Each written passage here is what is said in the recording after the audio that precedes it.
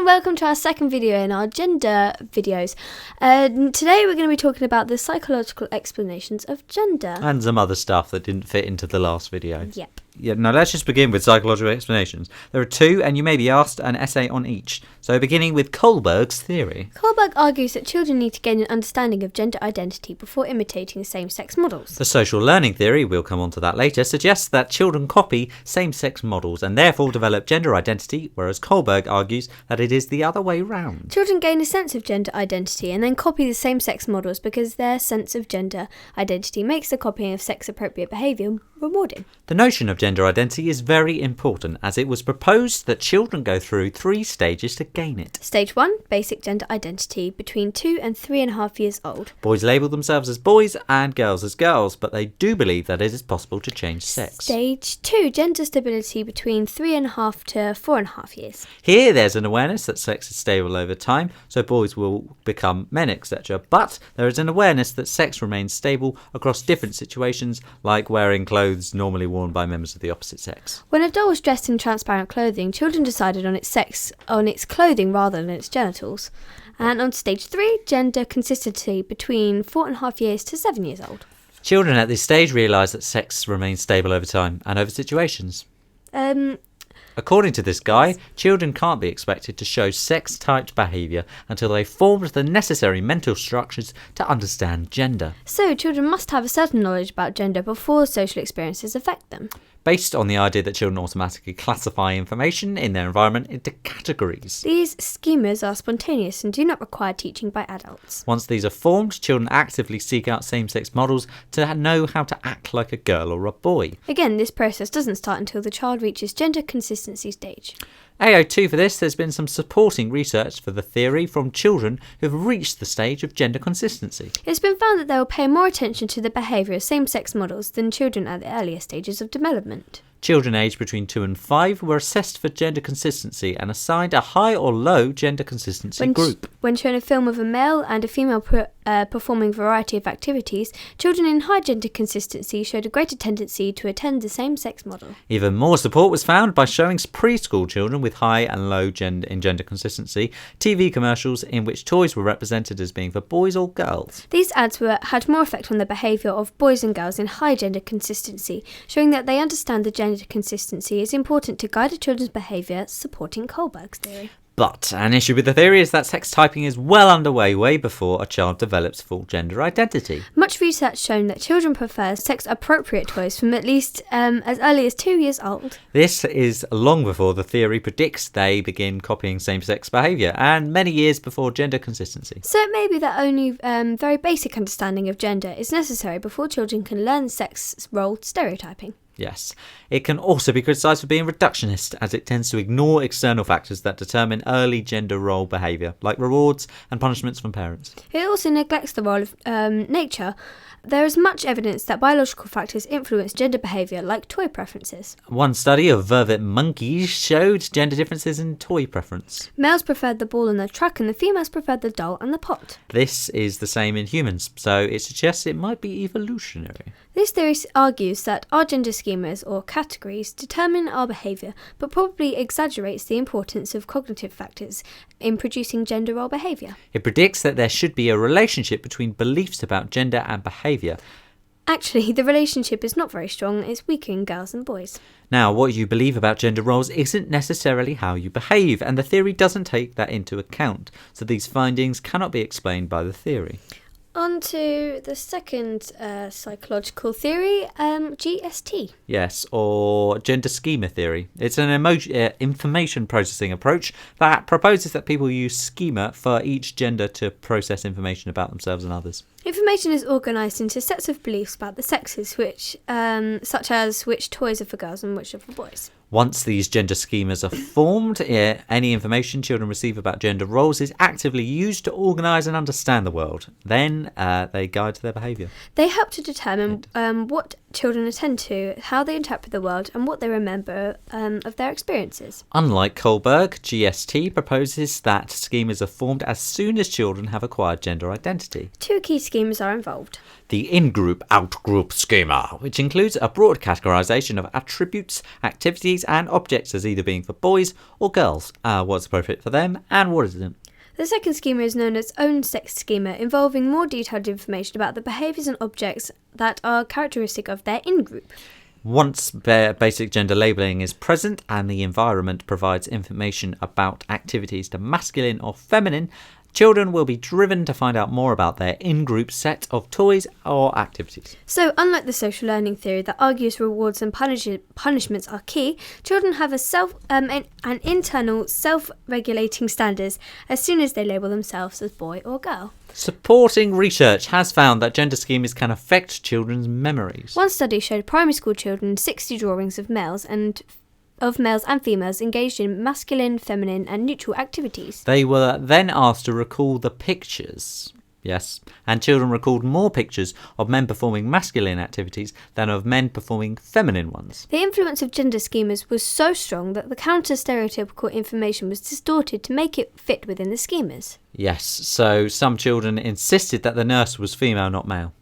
This supports the notion that children not only notice information that consists with their existing schemas, demonstrating confirmation bias. Yes, now more evidence comes from a study supporting the idea that gender schemas direct the behaviour of children. 4 to 9-year-olds were given some gender-neutral objects to explore for 6 minutes, such as burglar alarms and pizza cutters. They were then told that some of the objects were girl objects and the other boy objects. The children explored the new objects when they were labelled as being their own sex and remembered more detail about this own sex toys than the sex toys a week later. Therefore, supporting the existence of same-sex schemas. It's a little bit like learning French. You have to categorise everything into female and male and neutral. It's scary giving young children pizza cutters, though. Well, someone's got to cut up the pizza.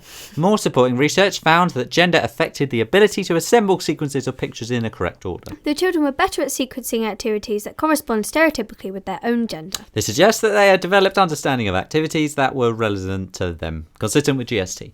Another strength of GST is that it explains why gender stereotypes are resistant to change. It does. Our gender schemas simply filter out stereotype inconsistent information. But it is assumed that the theory is that it is possible to change children's behaviour by changing their schemas. Yet it is easier to change thoughts than behaviours. As we said earlier, many married couples have schemas related to equality of the sexes and equal division of household chores, but it rarely has an effect on their behaviour. And finally, the theory is reductionist as it overemphasises the role of the individual child in gender development and de-emphasises the importance of social and biological factors. Although the cognitive approach leaves room for nature, it ignores these.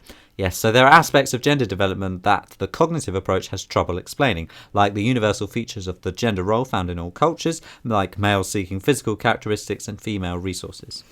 These are easily explained by the evolutionary approach that argues men and women seek those characteristics which increase reproductive success. On to gender dysphoria, also known as gender identity disorder, which is a condition in which people who are uncomfortable with their gender they've been assigned, which in extremes can lead to transsexualism, a desire to change your gender. The first explanation is the biological explanation, which argues that gender dysphoria is caused by unusual developments in part of the brain before birth. Small areas of the brain are different in males and females, and the theory is that for people with gender dysphoria, one of these areas has developed in a way corresponding with the opposite sex of their biological characteristics. One region that has been studied is the BSTC, located in the thalamus. The BSC. On average, the BSTC is twice as large as in heterosexual men as in heterosexual women, and containing twice the number of somatostatin neurons. The explanation that may be that the size of the BSTC correlates with the preferred sex rather than the biological sex. Hormones are very important during fetal development, and it is possible that they cause parts of the brain to develop in a way not consistent with the genitalia and usually with the chromosomes. For example, testosterone is known to influence the speed at which the two hemispheres develop. This means that brain has not developed in a way that corresponds to the gender assigned to the child at birth. On to the 802. Yes, supporting research comes from 2 Dutch studies. One investigated a number of somatostatin, can't really say that word, neurons in transsexuals. They found that in both male to female transsexuals and female to male transsexuals, the number of these neurons corresponded to their gender of choice, not biological sex. They concluded that this clearly points to the neurobiological basis of dysphoria. In a second study, researchers studied the BSTC and found that in 6 male to female transsexuals, it followed a totally female pattern. And if you were interested, BSTC stands for bed nucleus of the stria terminalis, just if you were wondering, really. However, one weakness of this evidence is that transgender hormone therapy does influence the size of the BSTC. What? The individuals in Dutch studies have been receiving hormone therapy, and therefore it may be these hormones that cause the differences. But there is recent supporting evidence that differentiate brain structures from hormone therapy. The study in question studies the brains of female-to-male transsexuals before they started transgender hormone therapy. They have more similar pattern to individuals who share their gender identity, males, than those who share their biological sex, females. But a serious challenge to this theory is that the difference is in BSTC volume between men and women does not develop until adulthood. Whereas most transsexuals report that their feelings of gender dysphoria began in her early childhood. This suggests that the difference found in BSTC could not be the cause of transsexualism, but actually an effect. Also, studies have shown no evidence of a typical biological influence on people with the condition. Yeah, atypical. So 70 gender-disturbed boys were studied and no evidence for hormonal imbalance was found. But the study did find evidence for higher rates of absent or distant fathers in such boys. This research supports the view that gender dysphoria is caused by family factors rather than biological ones. So a criticism is that it's reductionist, focusing on nature, ignoring the role of nurture. The evidence, like we just said, suggests that family environments also influence gender dysphoria, which we'll come on to in a second. Though it is likely that a combination of nature and nurture leads to dysphoria. And finally, it can be criticised for being deterministic, as it argues biological influence determine the gender a person would feel, and so this can be beneficial, as it may suggest biological treatments, but it also may make sufferers feel powerless. The second theory of gender dysphoria is tiny, and we've already touched on it: family constellations. This theory points out that certain family conditions are associated with gender dysphoria, including... For boys wanting to be girls, there is an over-close relationship with the mother and a distant father. For girls wanting to be boys, they have a depressed mother in the first few months of life and a father who is either not present or doesn't support the mother, leaving the child to try and control the mother's depression. Other suggestions include gender dysphoria in boys is caused by the absence of the father figure, either physically or psychologically. There is supporting evidence to support, obviously, the connection between fathers absent physically or psychologically.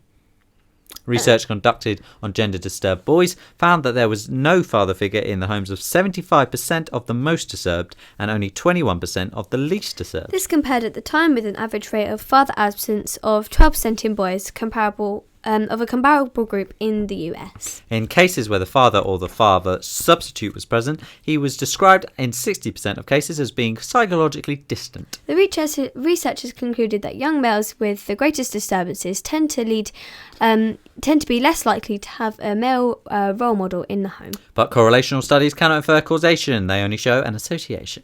You could say that it is reductionist to assume gender dysphoria is only caused by absent fathers. Research suggests that a family of psychological problems is also a contributing factor. Research reports that in families of gender dysphoria boys, 80% of the mothers had psychiatric problems, and 45% of the fathers had a history of mental health problems and or psychiatric treatment. Though researchers acknowledge that the percentage may be higher in the total population of gender dysphoria boys because those parents who seek help themselves are possibly more likely to seek help for their boys. It does, though, still imply that parents of such boys show unusually high levels of psychological problems. The theory stresses nurture over nature when, as we said, there is biological evidence showing the number of somatostatin neurons in transsexuals reflects their chosen gender, and again we said it's likely that a mixture of nature and nurture causes gender dysphoria. You can say that the theory is deterministic, as it argues family structure dictates the gender a person feels, so it is socially sensitive, as parents may be blamed for their child's condition.